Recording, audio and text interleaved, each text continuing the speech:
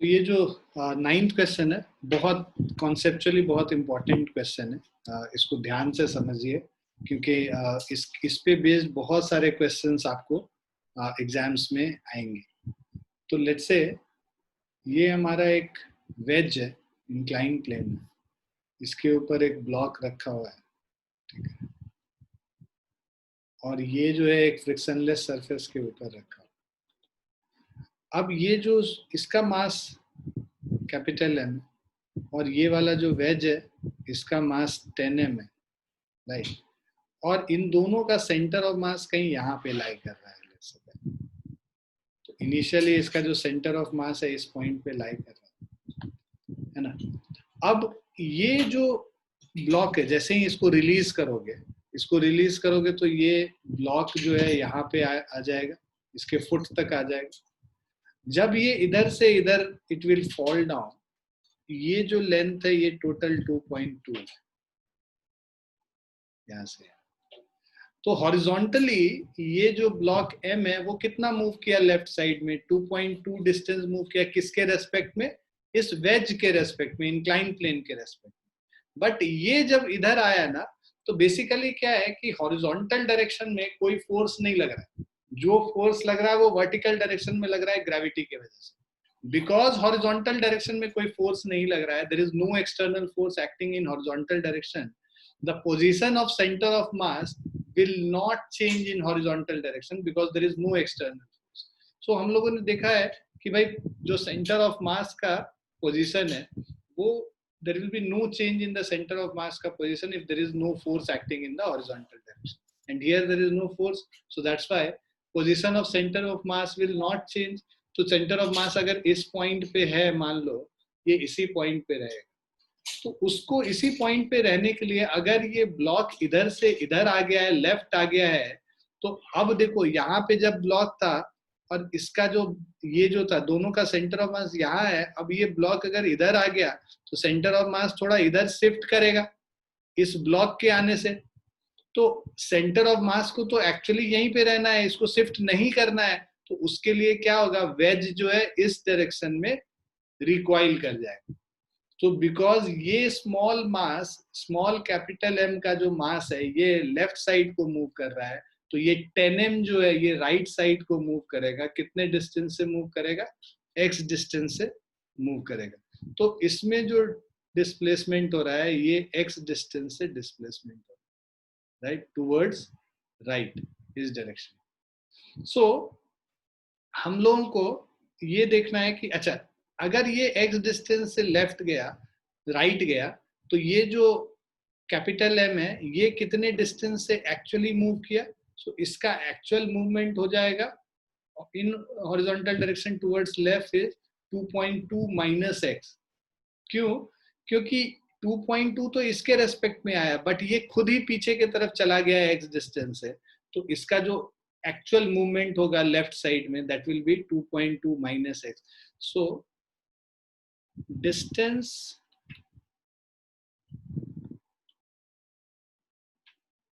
moved by m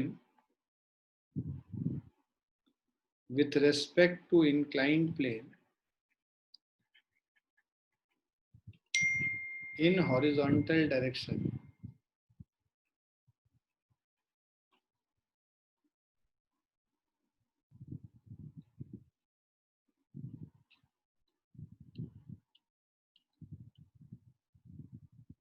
towards left.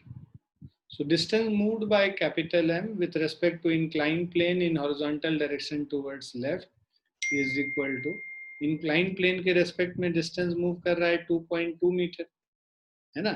Eventually जब ये यहाँ से यहाँ आ गया तो इसके रेस्पेक्ट में, इस इंक्लाइन प्लेन के रेस्पेक्ट में तो इतना ही डिस्टेंस मूव किया है लेफ्ट साइड में। बट ग्राउंड के रेस्पेक्ट में अगर यही निकालेंगे, distance moved by m towards left with respect to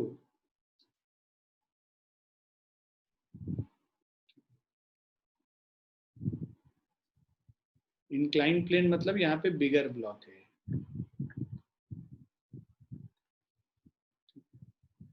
with respect to ground is equal to, ये x डिस्टेंस से पीछे चला गया, 2.2 आया आगे, बट ये पूरा सिस्टम x डिस्टेंस से पीछे चला गया है, तो ये जो ग्राउंड के रेस्पेक्ट में मूव करेगा 2.2 माइनस एक्स मूव करेगा. ठीक है. Now and distance moved by 10 m, that is bigger block,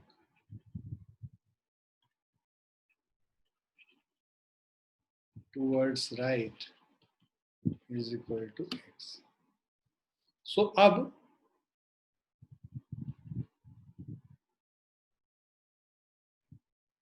to keep the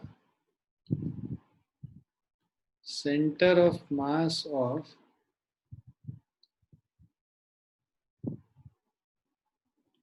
the system stationary, we will have, ये m जो मूव कर रहा है, m into distance moved by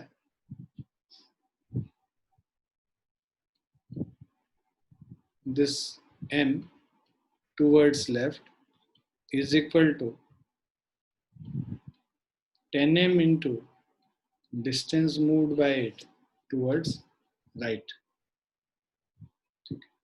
So this will give you m into 2.2 minus m into x is equal to 10m into x, और m into 2.2 is equal to 10mx और plus mx कर देंगे तो 11mx हो जाएगा. m और m cancel हो गया. Small x is equal to 2.2 by 11, which is equal to 0.2 metre. So ये जो पूरा सिस्टम है ये 0.2 मीटर से लेफ्ट की तरफ शिफ्ट कर जाएगा, जिससे कि सेंटर ऑफ मास उसका उसी पॉइंट पे फिक्स रह सके. तो ये तुमको कल वाला एक क्वेश्चन भी ध्यान होगा, हम लोगों ने ये क्वेश्चन किया था कि हमारे पास दो मासेस थे m1 और m2, और ये जो है इससे जो है इनिशियली x1 डिस्टेंस पे था, और ये जो है इससे x2 डिस्टेंस पे था सेंटर ऑफ मास. अब हम लोगों ने ये देखा कि m1 x1 is equal to m2 x2 था. बाद में अगर इसको हम लोगों ने इसके तरफ मूव कर दिया था d डिस्टेंस से, तो हमें ये निकालना था कि इसको कितने डिस्टेंस से मूव करना होगा. तो इसके लिए हम लोगों ने ये किया था कि जो सॉल्व करके ये निकाला था कि m1 x1 is equal to m2 x2. तो इससे हमारा निकला था बाद में m1 x1 minus d is equal to m2 into x2 minus d dash. इन दोनों को सॉल्व किया था तो इससे हमें आया था m1d is equal to m2d dash. ये सेम कॉन्सेप्ट यहाँ पे अप्लाई कर रहे हैं. Mass into distance moved by the first object is equal to mass into distance moved by the second object, both with respect to ground. ये जो distances हैं these are with respect to ground. So ये इस concept पे based ये question है. ठीक है. So I'll just write कि अगर हमारे पास कुछ इस तरीके से होता है,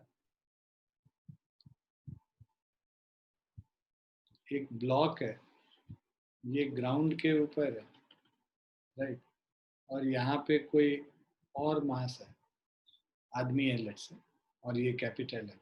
तो ये आदमी अगर ग्राउंड के रेस्पेक्ट में d डिस्टेंस से मूव कर रहा है, और ये कैपिटल M जो है पीछे की तरफ रिकॉइल कर रहा है d डैश डिस्टेंस से, तो m into D will be equal to capital M into d dash. ये कॉन्सेप्ट हमेशा याद रखना है. और d और d डैश दोनों क्या है, ये दोनों basically is the actual distance moved with respect to ground. d and d dash are distances measured with respect to ground.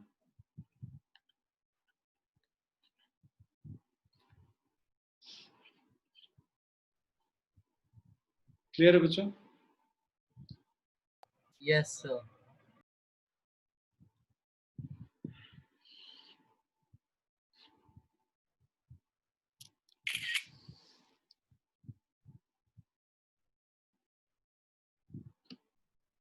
Please इन सबको अच्छे से लिख लीजिए.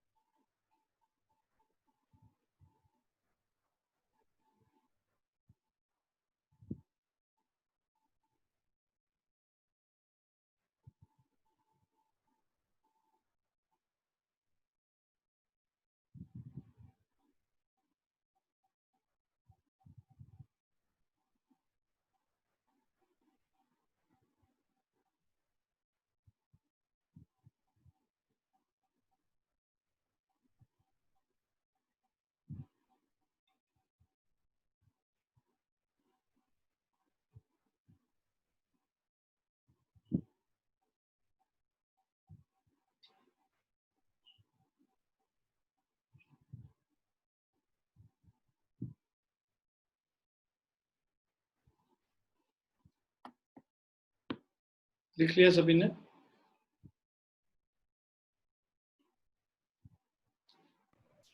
Yes, sir.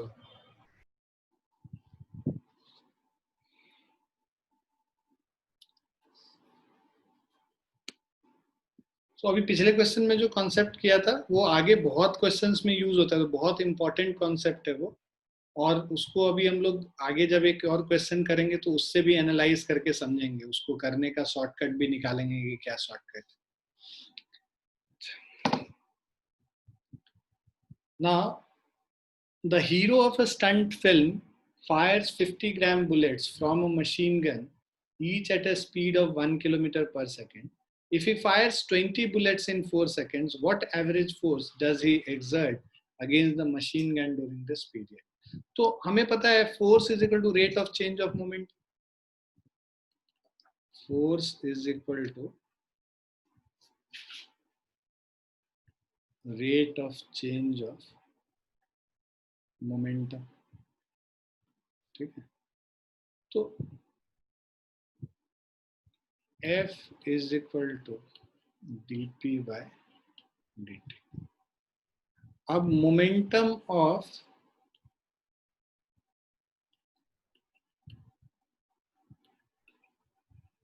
a bullet fired is equal to m into v. Mass of bullet is 50 gram, 50 by 1000 कर देंगे, है ना. इसका बुलेट का मास 50 ग्राम है. Machine gun each eight a speed of 1 kilometre पर सेकेंड, वेलोसिटी कितना है 1000 मीटर पर सेकेंड. सो इसको कैंसिल कर लेंगे. So this is 50 kg metre per second momentum of single bullet fire. अब कह रहा है he fires 20 bullets in 4 seconds. So force is equal to total change in momentum, है ना, is 50 into 20 bullets divided by 4 seconds. Total momentum, rate of change of momentum मतलब total momentum by total time, है ना. सो 50 initially momentum 0 था क्योंकि stationery था, बाद में इतना हो गया तो चेंज इन मोमेंटम 50 into 20 हो गया. सो this is 1000 by 4 So 250 Newton. So this is the force. अब ये force क्या है? Rate of change of momentum. Force मतलब force which is applied on the bullet. अब हमें पता है कि by action and reaction force जितना bullet पे force लगाएंगे उतना ही reaction force होगा, right? So this is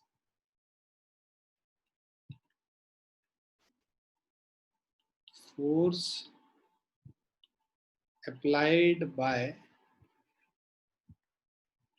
gun on bullet is equal to 250 Newton. Now, ठीक है,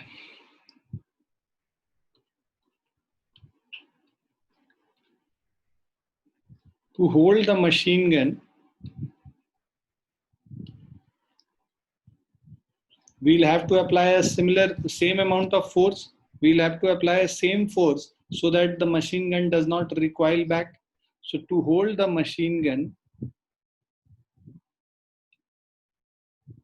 force applied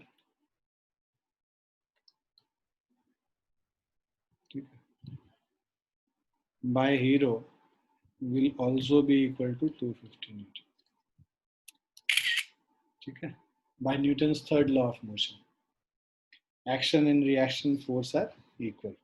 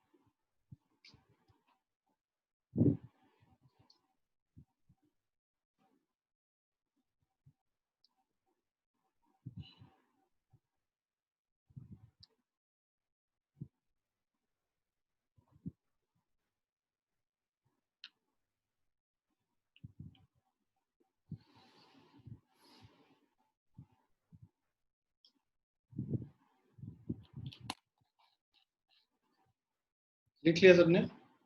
Yes, sir.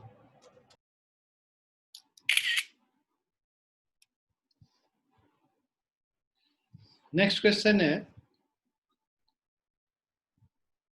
a block moving horizontally on a smooth surface with a speed of 20 meters per second burst into two equal parts continuing in the same direction. So there is this block, okay, having mass m, was moving horizontally on a smooth surface with a speed of 20 meters per second. Now burst into two equal parts continuing in the same direction. So this burst into two equal parts, right? Later on क्या हो गया? ये दो part में break हो गया. दोनों का मास m/2 और m/2 हो गया. टू इक्वल पार्ट्स में ब्रेक हुआ. Continuing in the same direction, दोनों एक ही डायरेक्शन में मूव कर रहे हैं, इसी डायरेक्शन में मूव कर रहे हैं. If one of the part move with speed of 30 metre per second, इसका speed 30 metre per second v1, हमें दूसरे वाले का स्पीड निकालना है. ये मान लो u है, और उसके अलावा हमें fractional, what is the fractional change in kinetic energy, वो भी निकालना है. ठीक है? So speed of the second part and change in kinetic energy निकालना. ठीक है? सो अब ये देखो, जब भी कोई भी चीज बर्स्ट करता है, हम लोग कल भी बात किए थे इस चीज पे, जब भी कोई चीज बर्स्ट करेगा तो वो इंटरनल फोर्स की वजह से बर्स्ट करेगा, और बिकॉज इंटरनल फोर्स से बर्स्ट करेगा तो there is no external force acting on the system. और जब सिस्टम पे कोई एक्सटर्नल फोर्स नहीं लगता है तो टोटल मोमेंटम क्या होता है? कंजर्व्ड होता है, right? So we will write this since the block bursts into two parts, since the block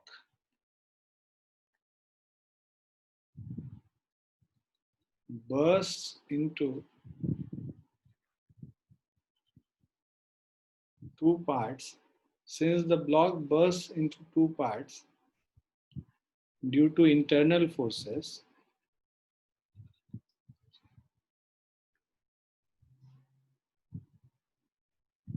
and because the surface smooth है,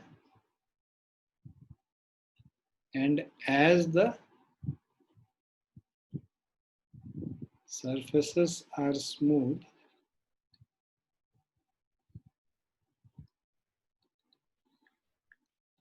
there is no external force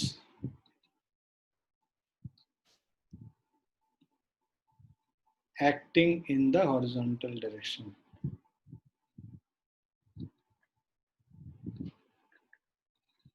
तो एक्सटर्नल फोर्स हॉरिजॉन्टल डायरेक्शन में नहीं लग रहा है. This implies total momentum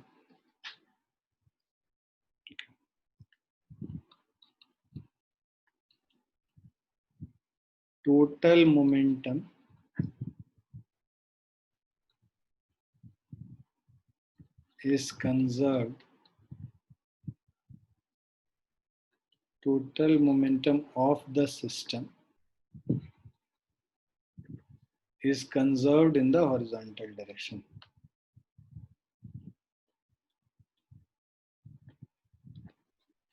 अब total momentum of the system is conserved in the horizontal direction. तो initial momentum m into u है is equal to final momentum m by 2 into v1 plus m by 2 into v2.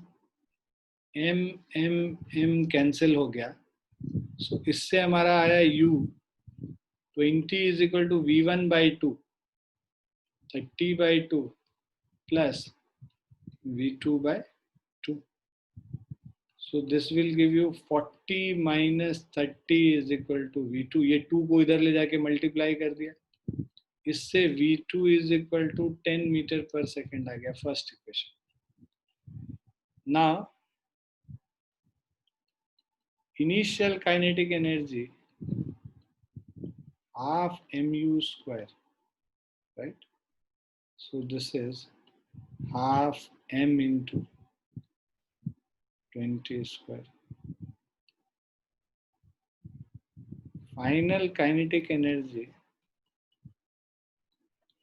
half m by 2 into v1 square plus half m by 2 into v2 square. ठीक है, ये final kinetic energy है.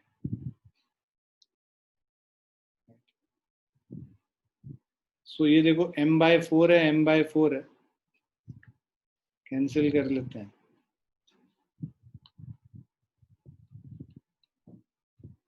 So final kinetic energy is equal to v1 square plus v2 square.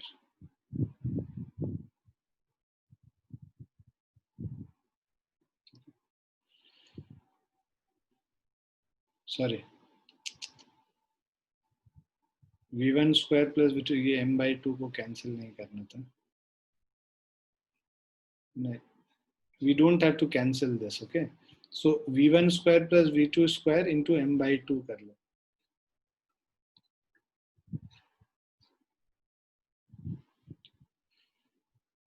ये second equation.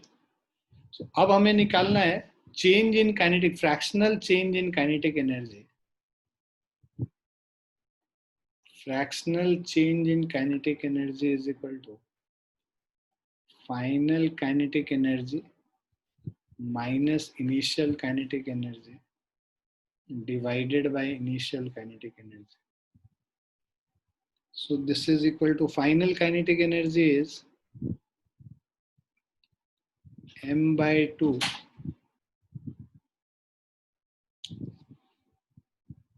sorry ये half भी, तो मैं दोबारा ही लिख देता हूँ यहाँ पे,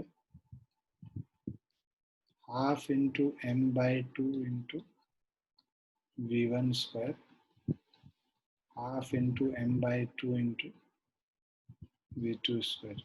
तो हाफ एम बाई टू ये एम बाई फोर हो गया, और half M by two M by four हो गया। सो ये जो फाइनल काइनेटिक एनर्जी है, this is M by four into V1 square plus V2 square. V1 square है हमारा, V2 10 है, और V1 जो है हमारा 30 metre per second. So 30 square plus 10 square minus of initial kinetic energy m by two into 20 square divided bye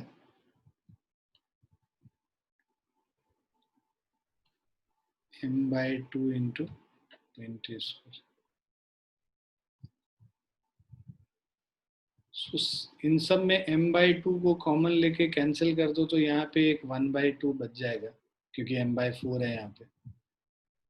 so after solving this we get 30 square plus 10 square. तो 30 square 900 plus 10 square 100, 1000 by two 500 हो गए, minus of 400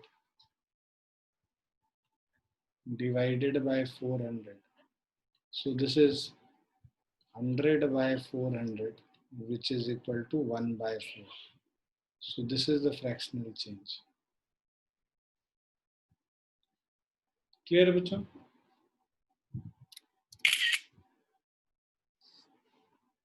So conservation of momentum पे question है based यहाँ पे।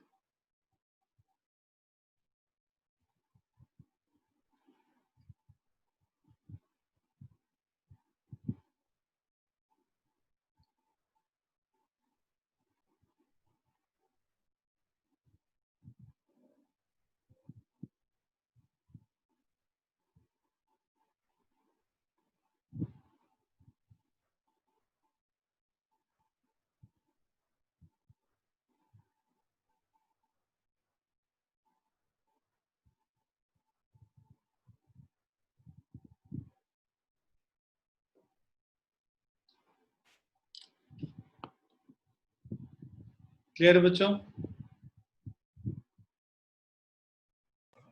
Yes, sir. Clear?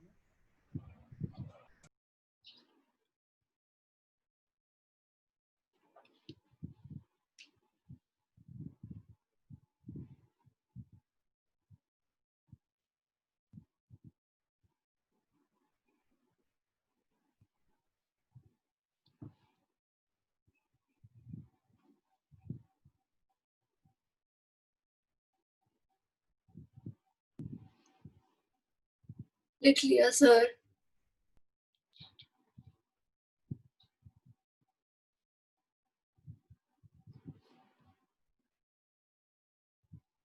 Siddharth तुमने भी लिख लिया?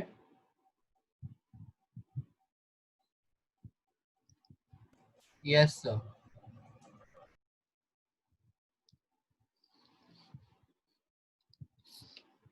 Now a car of mass m is moving with uniform velocity v on a horizontal road when the hero of a Hindi film drops himself on it from above.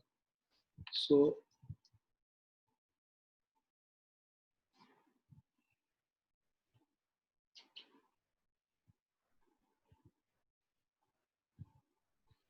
car of mass m is moving with a uniform velocity v on a horizontal road when hero of a Hindi film drops himself on it from above.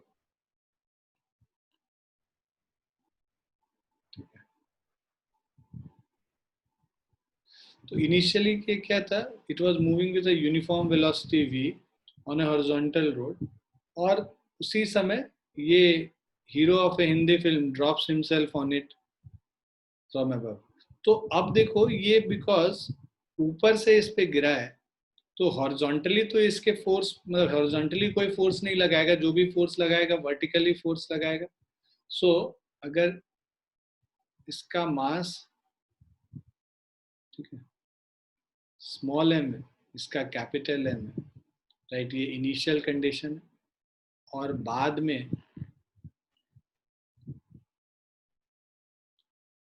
ये दोनों जो है, because ये hero इसके ऊपर आ चुका है, ये दोनों मान लो किसी वेलोसिटी v से जा रहे हैं, स्मॉल m है और capital M, because since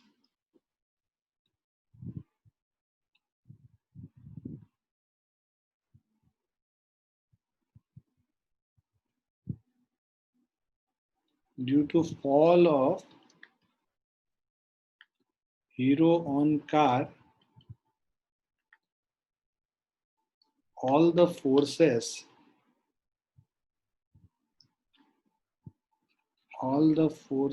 applied are in vertical direction.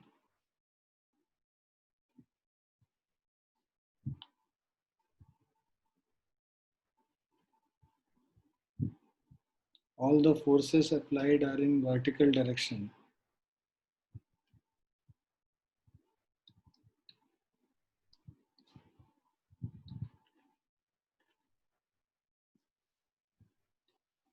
So there is no horizontal force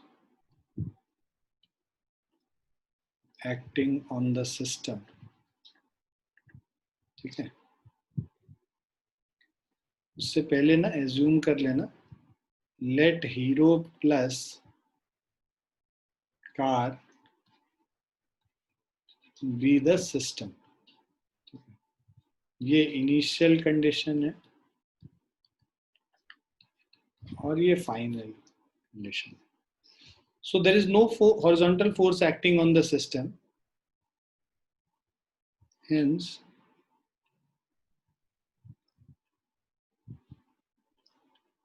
momentum will be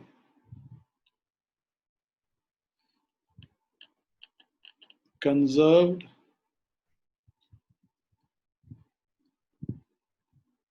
for the system. So momentum will be conserved for the system.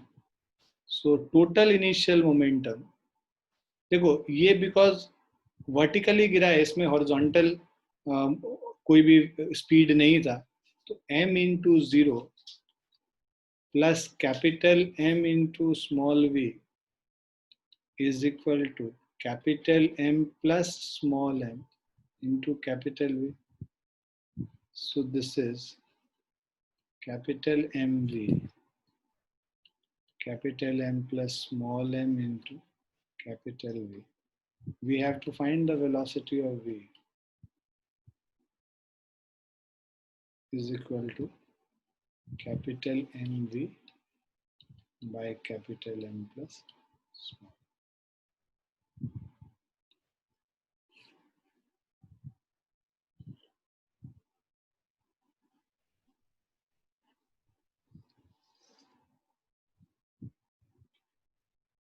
Is it clear?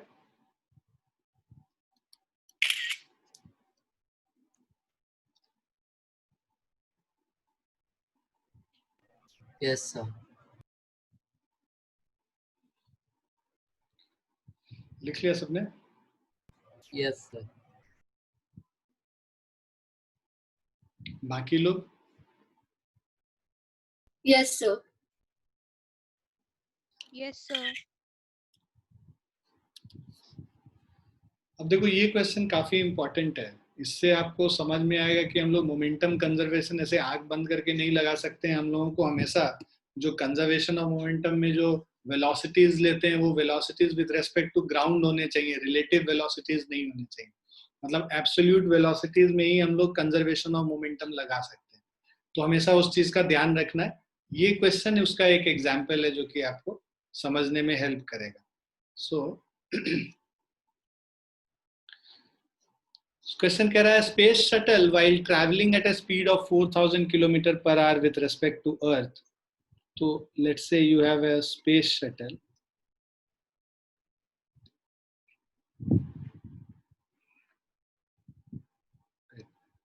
सो इसका जो space shuttle है, let's say इसका mass m है, right? Traveling at a speed of 4000 kilometre per hour with respect to earth. तो earth के respect में इसका velocity दे रखा है. It is moving up with a speed of 4000 kilometre per hour.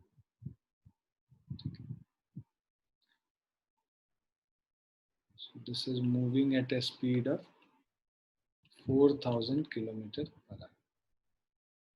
अब आपको कह रहा है disconnects and ejects a module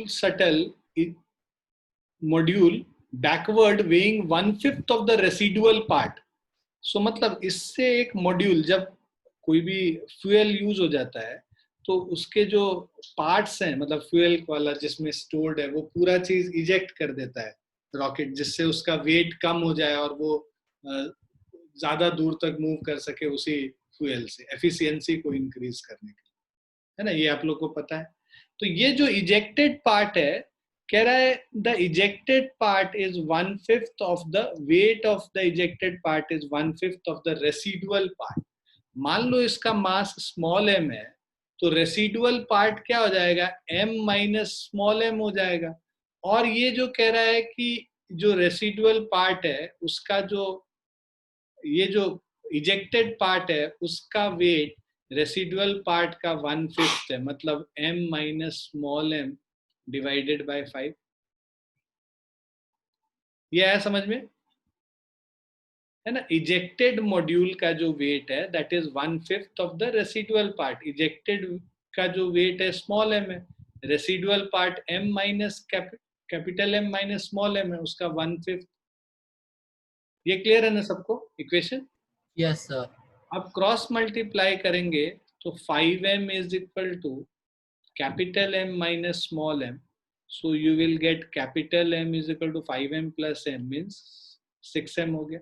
So इसका मतलब क्या हो गया कि ये जो इजेक्टेड पार्ट है उसका मास m/6 है और जो रेसिडुअल पार्ट है, ठीक है, सो this is your ejected part, उसका मास ये हो गया. और जो रेसिडुअल पार्ट है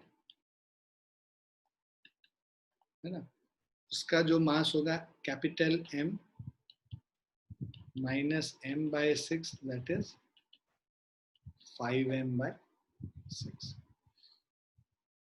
ये क्लियर है बच्चों? Yes, sir. है ना. तो this is equal to capital M/6 and this is equal to 5m/6. अब if the shuttle ejects the disconnected module at a speed of 100 km per hour with respect to the state of the shuttle before the ejection, मतलब कि इस rocket के respect में इसको eject कर रहे हैं, किस स्पीड से कर रहे हैं, 100 km per hour के स्पीड से, ठीक है. ये रॉकेट के रेस्पेक्ट में, तो शटल के रेस्पेक्ट में. तो mass of the module, velocity of the module with respect to shuttle, velocity of module with respect to shuttle is equal to minus of 100 kilometre per our, है ना. Ejected नीचे के तरफ है, ऊपर वाला पॉजिटिव ले रहे हैं तो नीचे वाले को नेगेटिव लेंगे. So this is minus 100 kilometre per hour. और velocity of shuttle with respect to ground कर देंगे, right. Shuttle with respect to ground is plus of 4000 kilometre per hour. अब हमें क्या निकालना है, velocity of module with respect to ground निकालना है. ये हम लोगों को निकालना है. तो हमें पता है भाई, velocity of module with respect to shuttle is equal to velocity of module with respect to ground minus velocity of shuttle with respect to ground. Right? So velocity of module with respect to shuttle is minus 100 is equal to module with respect to ground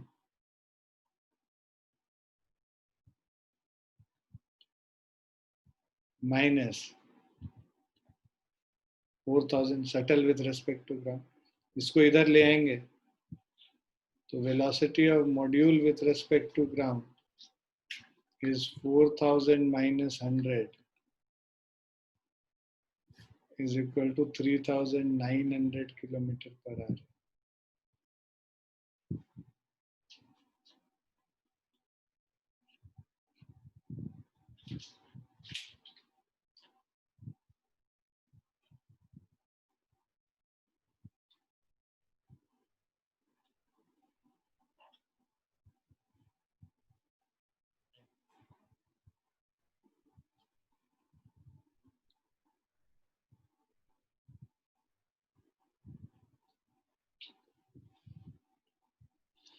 ठीक है, तो module का ground के respect में अब तुमको velocity निकल गया। अब हम लोग क्या है, मोमेंटम का कंजर्वेशन हम लोग लगा सकते हैं।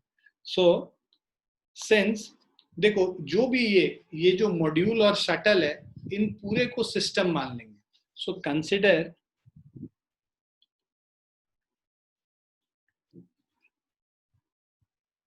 The shuttle and the ejected module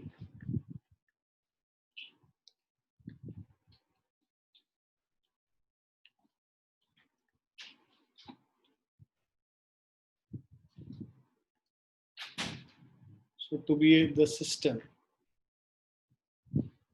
So since there is no external force acting on the system, है ना, उस इंस्टेंट पे कोई एक्सटर्नल फोर्स नहीं लग रहा, बाद में ग्रेविटेशनल फोर्स वगैरह लगेगा, बट हम लोग को तो उसी इंस्टेंट पे जैसे ही अलग हुआ उस समय हम लोग को निकालना है। ठीक है, so there is no external force acting on the system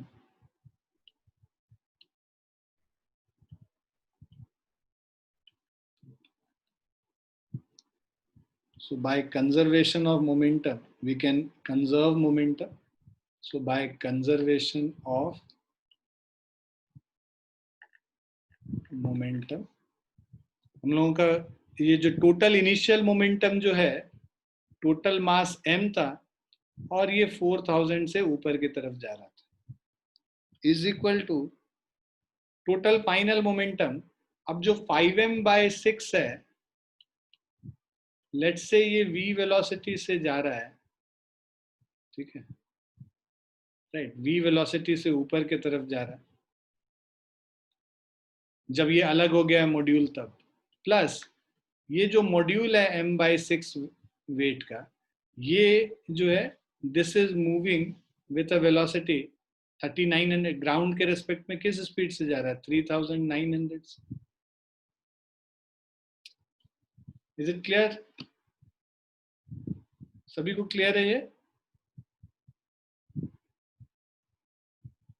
अब ये m और m कैंसिल कर दो, 6 को कॉमन लेके उधर लेके चले जाएंगे। So we have 6 into 4000 is equal to 5v plus of 3900. So this will give us 24,000 minus 3,900 divided by 5 is equal to v. So velocity v निकालेंगे. So this is 20,100 divided by 5. So this is 4020 kilometer per hour.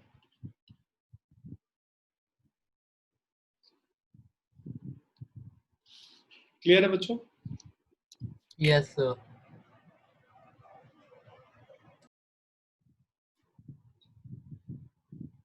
किसी को पूछना है कुछ इसमें? No, sir.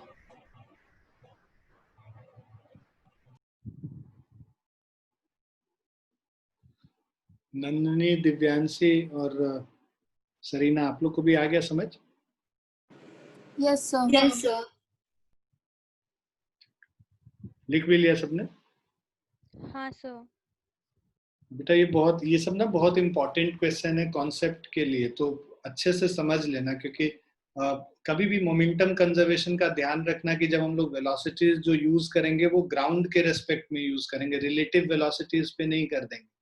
कि भाई ये 100 किलोमीटर पर आवर निकाल के सीधे m into 4000 is equal to m/6 into 100 ऐसे नहीं करेंगे। इसका एक्चुअल वेलोसिटी क्या रहा होगा, इवन तो जैसे कोई भी चीज हम लोग ऐसा क्वेश्चन पहले भी कर चुके हैं, वो सब चीज जब हम लोग करते थे, मतलब कॉन्सेप्ट जब हम लोग करते थे कि लेट्स से एक पैराशूट ऊपर जा रहा है और कोई चीज को हमने ड्रॉप किया, तो इनिशियल वेलोसिटी हम लोग उस जिस चीज को भी ड्रॉप किया है मास को, उसका इनिशियल वेलोसिटी क्या होता था, जो पैराशूट का वेलोसिटी होता था वही होता था, है ना। तो इसका भी इनिशियल वेलोसिटी जो होगा, इसका 4000 और उसको 100 से नीचे फेंका है, तो 4000 ऊपर और 100 नीचे, तो 4000 माइनस 100 कर दोगे तो 3900 से तो ऊपर जा रहा होगा ना, है ना। कॉन्सेप्चुअली भी समझो तो 3900 से ही ऊपर जा रहा है, 4000 से ऊपर और 100 से नीचे फेंका, तो 4000 माइनस 100 इसका इनिशियल वेलोसिटी रहा हो जब इजेक्ट किया हो, ठीक है। अगर हम लोग इनिशियल वेलोसिटी से नहीं फेंकते, बस ऐसे ड्रॉप कर देते, तो उस समय इसका 4000 ही रहता है, इसका इनिशियल वेलोसिटी मॉड्यूल का जब ऊपर जा रहा हो। क्लियर बच्चों? Yes sir. सर एक चीज है, एक मतलब डाउट है। हाँ सर जो रेजिडुअल है वो बेसिकली जो बचा हुआ रॉकेट वो है इनिशियल रॉकेट से, मतलब जैसे वो जो डिटैच हुआ जो बच गया वो है, और जो डिटैच हुआ है वो दूसरा वाला है ना। हाँ ओके सर। ठीक है। रेसिडुअल मतलब जो रॉकेट का बचा हुआ पोर्शन है जिसमें अब आगे फ्यूल है, तो कई सारे स्टेजेस में रॉकेट को हम लोग लेके जाते हैं ना ऊपर तक, तो मान लो 5 स्टेज में फ्यूल यूज होता है, तो अलग अलग स्टेजेस बने हुए हैं कि अर्थ से स्टार्ट करेगा तो पहला वाला जो मॉड्यूल होगा उसका फ्यूल यूज अप होगा, और जब लेट से कुछ हाइट पे चले गए और पहला जो मॉड्यूल खत्म हो गया उसका फ्यूल, तो पूरा कंटेनर के साथ ही अलग हो जाता है, सेपरेट हो जाता है। Yes sir. ठीक है।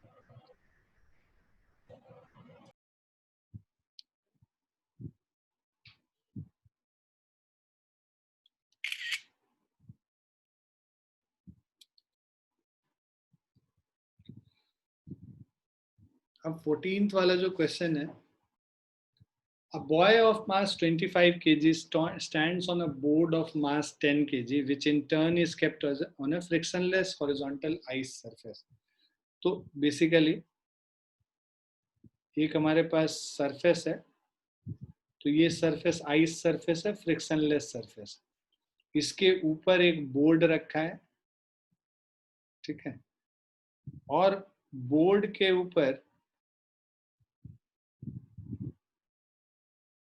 so there is a boy whose mass is 25 kg, तो एक बॉय का mass small m is equal to 25 kg and board का mass is capital M which is equal to 10 kg, ठीक है। Now which in turn is kept on a frictionless horizontal ice, the boy makes a jump with a velocity component 5 meter per second। ये बाहर की तरफ jump करता है 5 metre per second in a horizontal direction with respect to ice. बहुत important है ये सब चीज ध्यान रखना। तो आइस मतलब यहाँ पे ग्राउंड हो गया आइस बेसिकली, तो आइस स्टेशनरी है बेसिकली, इनर्शियल फ्रेम है, तो आइस के रेस्पेक्ट में जो इसका वेलोसिटी दे रखा है, तो velocity of small m with respect to ice is given as 5 metre per second, ठीक है। तो ये एब्सोल्यूट वेलोसिटी दिया हुआ है, रिलेटिव वेलोसिटी नहीं दिया हुआ। अगले क्वेश्चन में देखेंगे रिलेटिव वेलोसिटी वाला भी, बट यहाँ पे एब्सोल्यूट वेलोसिटी है ये 5 मीटर पर सेकेंड के, इससे जंप किया आगे की तरफ। With what velocity does the board recoil, recoil velocity आपको पूछ रहा है ना। तो अभी हम लोग एज्यूम कर लेते हैं ये v वेलोसिटी से रिक्वाइल कर रहा है, कैपिटल V से, ठीक है। With what rate are the boy and the board separating from each other, है ना, हम लोग को वो भी निकालना है, बॉय और बोर्ड आपस में किस रेट से सेपरेट कर। तो अब हम लोग को ये देखो कि हॉरिजॉन्टल डायरेक्शन में कोई फोर्स नहीं लग रहा है, क्योंकि हॉरिजॉन्टल डायरेक्शन में जो फ्रिक्शनलेस हॉरिजॉन्टल आइस सरफेस है, राइट, कोई भी फ्रिक्शन है ही नहीं, तो हॉरिजॉन्टल डायरेक्शन में कोई फोर्स नहीं लगेगा। Since there is no force acting in horizontal direction,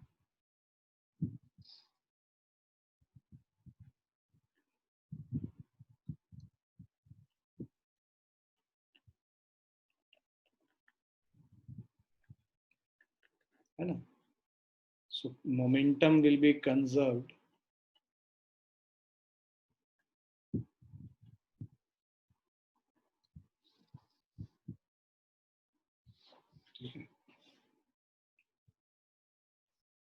so momentum will be conserved.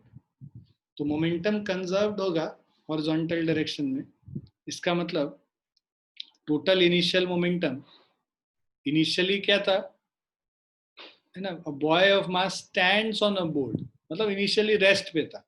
So total initial momentum दोनों का 0 है. Total initial momentum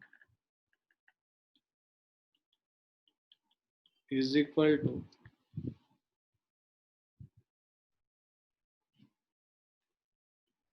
total final momentum. So total initial momentum ये 0 है is equal to final momentum 25 into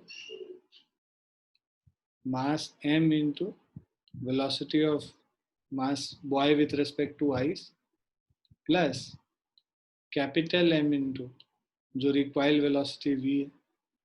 तो 0 is equal to 25 into 5 plus 10 into v और minus 125 is equal to 10v. So इससे हमारा v is equal to minus 125 by 10 minus 12.5 metre per second. तो recoil निकालना है. Recoil में तो recoil velocity निकालना, उसमें नेगेटिव साइन लेने की जरूरत नहीं है क्योंकि रिकॉइल का मतलब ही नेगेटिव होता है. Recoil velocity is 12.5 metre per second.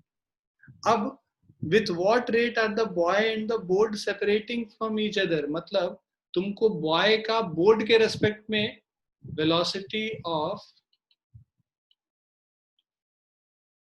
Boy with respect to board is equal to velocity of small m with respect to capital M.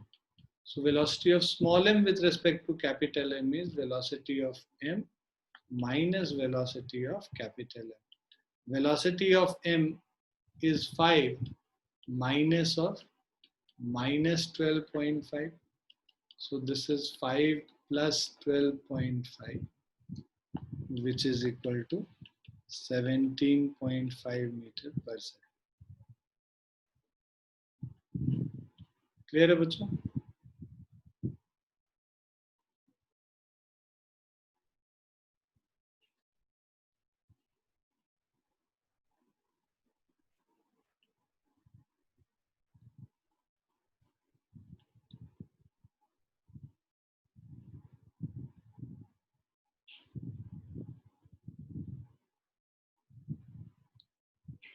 Clear है बच्चों?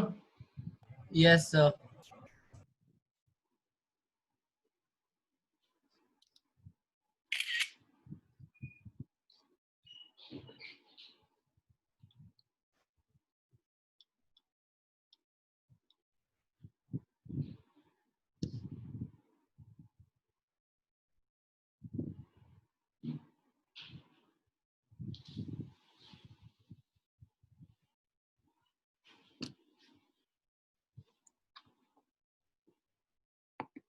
लिख लिया सबने?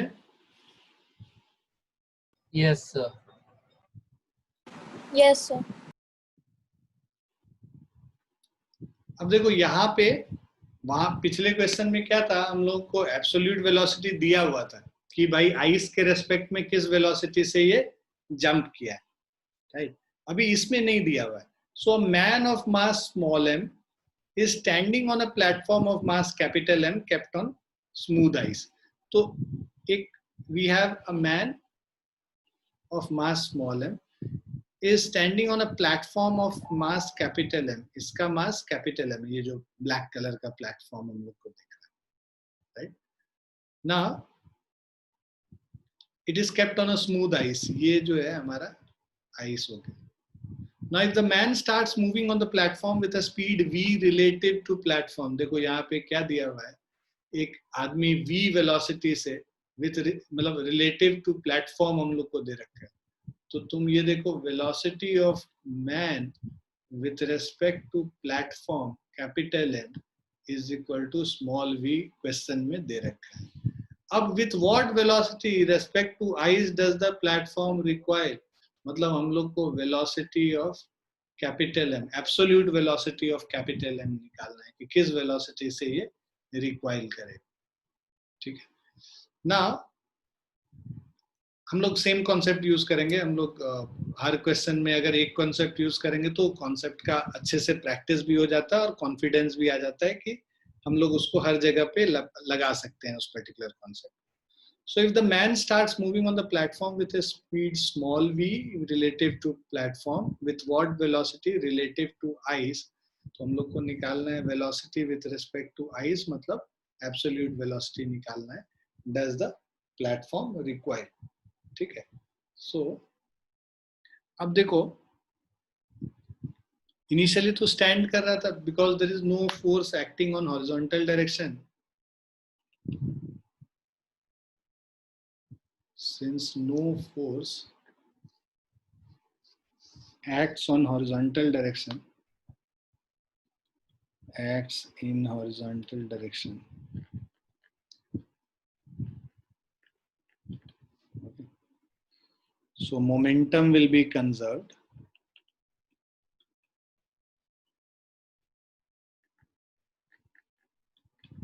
ठीक है। So total momentum, total initial momentum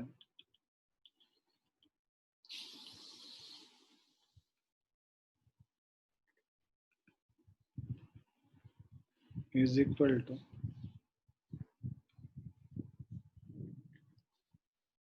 total final momentum।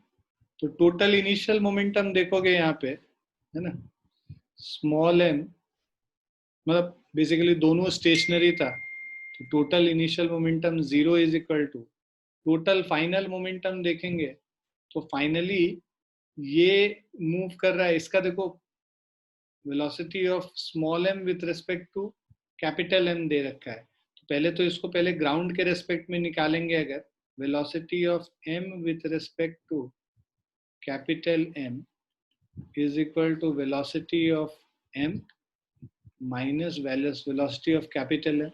ये हम लोग रिलेटिव वेलोसिटी वाला कॉन्सेप्ट कर रहे हैं। VAB क्या होता था, VA माइनस VB होता था, याद है ना सभी को? तो इसको यूज कर रहे हैं हम लोग। तो V small m minus V capital है। हम लोग को V देखो VMM जो रिलेटिव वेलोसिटी दे रखा है स्मॉल v के बराबर is equal to VM minus V capital M, और VM is equal to V plus V capital M, first equation. ठीक है, तो टोटल फाइनल मोमेंटम जो होगा ये स्मॉल m इंटू उसका जो एब्सोल्यूट वेलोसिटी है मतलब Vm, small m into Vm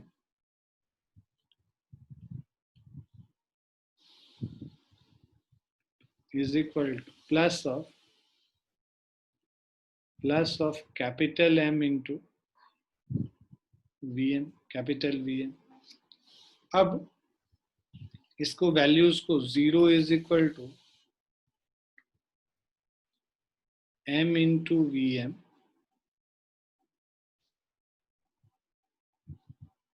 ठीक है, m इंटू Vm को ओपन कर लेते हैं from 1, small m into V plus capital Vm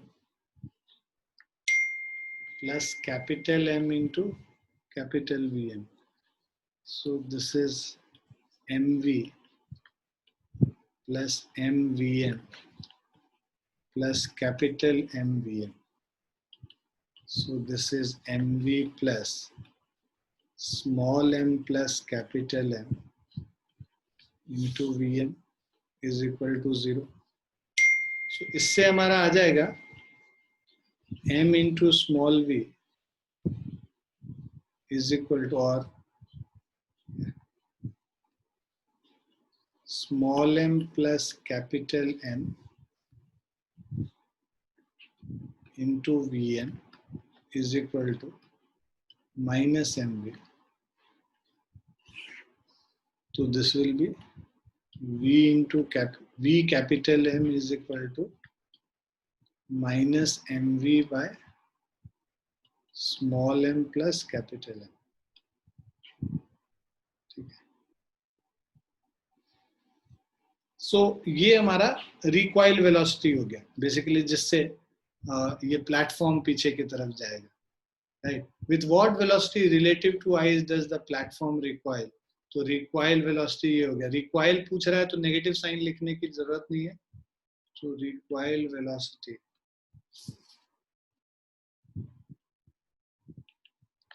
is equal to small mv by small m plus capital M.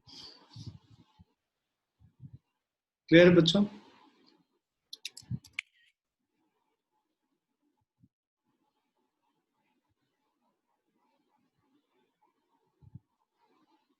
Is it clear to everyone? Yes, sir.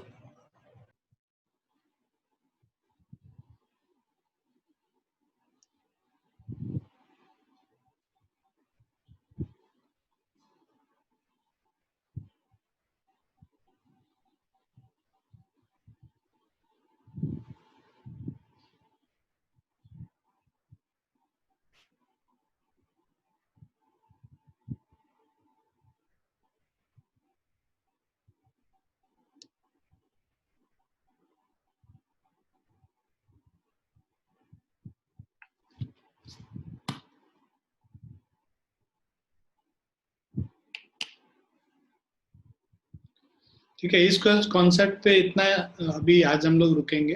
ठीक है.